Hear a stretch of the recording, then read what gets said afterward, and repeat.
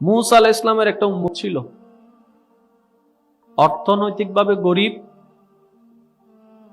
অন্যদিকে নিঃসন্তান, আবার অন্যদিকে ছিল অন্ধ। মুসা নবীকে একদিন গিয়ে বললেন, আপনি তো আল্লাহর নবী, আল্লাহর কাছে একটু আমার পক্ষ হয়ে ফরিয়াদ করুন, দোয়া করুন, আল্লাহ যেন আমাকে জীবনটা সচ্ছল করে দেয়, সুন্দর করে দেয়। মুসা নবী আল্লাহকে বললেন তার পক্ষ হয়ে। আল্লাহ পাক মুসা নবীকে জানালেন, তোমার সেই উম্মতকে বলো, আমার সেই বান্দাকে বলো, তার একটি দোয়া আমি কবুল করব। মুসা নবী এসে তাকে জানালেন যে আল্লাহ বলেছেন তোমাকে যে কোনো একটি দোয়া কবুল করার সুযোগ দেওয়া হবে। সমস্যা কয়টি? একদিকে অন্ধ, একদিকে অর্থনৈতিক অবস্থা ভালো না, তৃতীয় নম্বর হচ্ছে সন্তান। আল্লাহ দোয়া কবুল করবে কয়টা? সমস্যা কয়টা? সে পড়ে গেছে পেঁচে। সে মুসা নবীকে বললেন, হুজুর, একটাই যেহেতু দোয়ার সুযোগ, কি না কি দোয়া করে ফেলি, সুযোগটাই হাতছাড়া হয়ে যাবে, একটু সময় দেন, আমি একটু ভেবে দেখি। সে বাসায় গেল, পেরেশান হয়ে বসে আছে। তার স্ত্রীটা ছিল নেককার, তার স্ত্রীটা ছিল আল্লাহ ভীরু একজন মহিলা। সর্বদা যে কোনো পরিস্থিতিতে সুখে দুঃখে আল্লাহর প্রশংসায় নিজের জবানকে ব্যস্ত রাখত। জীবন নিয়ে কখনো হা হুতাশ করেনি, আল্লাহর উপরে সন্তুষ্টি থাকত।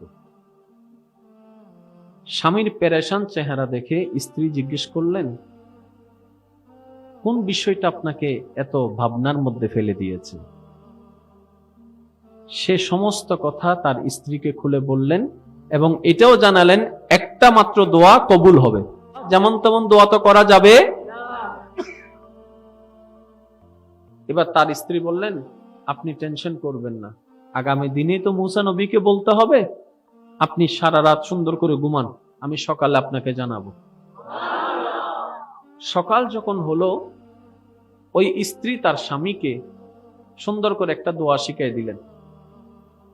ওই দোয়াটা শুনে স্বামীর মুখে মুচকে হাসি ফুটে গেল। এবার স্বামী দৌড়াই গেলেন মুসা নবীর কাছে। মুসা নবী বললেন, কোন দোয়া করবা সিলেক্ট করেছো, নির্দিষ্ট করেছো? বলে যে হ্যাঁ করেছি। মুসা নবী বলে যে তাহলে বলো, আমি তোমার পক্ষ হয়ে আল্লাহর কাছে কোন বিষয়ে দোয়া করব। এবার সেই বান্দাটা মুসা নবীকে বলে, হে আল্লাহর নবী মুসা, আপনি আমার পক্ষ হয়ে আমার আল্লাহকে একটি কথা বলুন, আমি যেন সচ্ছলতা জীবনের সাথে সুন্দর একটি ঘরের মধ্যে তৃতীয় সন্তানের বউয়ের হাতের রান্না নিজের চোখে দেখে খেতে পারি। আরেকটু জোরে বলেন না সুবহানাল্লাহ। সচ্ছলতা জীবনের সাথে সুন্দর একটি ঘরের মধ্যে তৃতীয় সন্তানের বউয়ের হাতের রান্না নিজের চোখে দেখে খেতে পারি। মুসা নবী তার কথাটা শুনে মুস্কি হেসে দিলেন, তুমি এই দোয়া? হুজুর, আমার স্ত্রীর পরামর্শে এই দোয়াটা শিখেছি। তখন মুসা নবী বললেন, নিঃসন্দেহে তোমার স্ত্রী একজন সৎ আল্লাহ ওয়ালা। সুবহানাল্লাহ। এবার আল্লাহর কাছে মুসা নবী দোয়া করলেন তার পক্ষ হয়ে। আল্লাহ পাক এমন দান করলেন যে তার জীবনটাই সুন্দর হয়ে গেল। সুবহানাল্লাহ।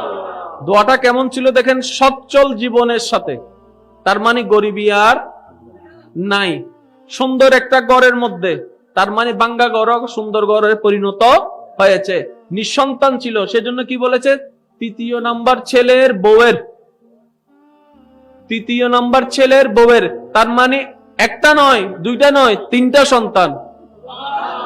শুধু যে সন্তান দেখবে তা না, সন্তানের বউয়ের হাতের রান্না নিজের চোখে দেখা মানে অন্ধত্ব চলে গিয়েছে। সুবহানাল্লাহ। তিনটা বিষয়ে একটি দোয়া। বান্দার এই পাগলামি দেখে আল্লাহ তার সারা জীবনের গুনাহ মাফ করে দিয়েছে।